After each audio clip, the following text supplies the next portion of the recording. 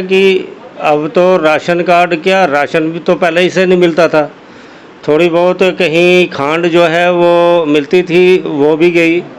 अभी जो गुंदम था या आटा था वो भी गया, चावल थे वो भी गए। अब एक लीगल या हम कहेंगे कि एक ऐसी डॉक्यूमेंट जिसका बहुत सी बाकी जो चीज़ें हैं उनके साथ इसका लिंक है। एक लीगल डॉक्यूमेंट एक रिक्वायरमेंट सी रहती है, चाहे वो स्कूल की एडमिशन हो, चाहे ब्लॉक का कोई काम लेना हो, चाहे कहीं 100 दिन का रोज़गार की बात हो, तो वहाँ राशन कार्ड मांगा जाता है। और हद तो देखिए, आयरनी ये है कि 2011 में हम ही लोगों ने सेंसस किया था और आज दूसरे सेंसस के लिए भी जो है टाइम ड्यू हो गया है।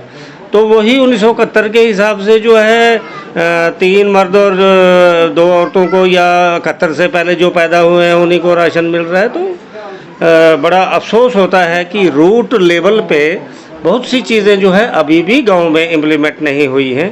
कागजों में तो बहुत कुछ दिखता है, मीडिया में तो बहुत कुछ दिखता है जी, हमने इतना कर दिया, इतने राशन कार्ड बन गए, इतने ऑनलाइन हो गए, लेकिन हकीकत तो ये मीडिया वाले आप लोग ज़्यादा बेटर जानते हैं।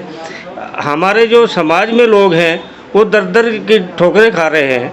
कभी बेचारे सुबह निकलते हैं और शाम को जाते हैं, कभी उस दफ्तर में जाओ, कभी वो जाओ, कभी ये लाओ, कभी वो लाओ, तो उस गरीब की सुना ही नहीं है। तो भारत विकसित किस तरह से होगा अगर रूट लेवल पे हमारा जो बिलो पावर्टी लाइन के जो लोग हैं, जो मीडियम तबका है, इवन कि जो थोड़े एपीएल में आते हैं, उनको भी तो लीगल डॉक्यूमेंट चाहिए।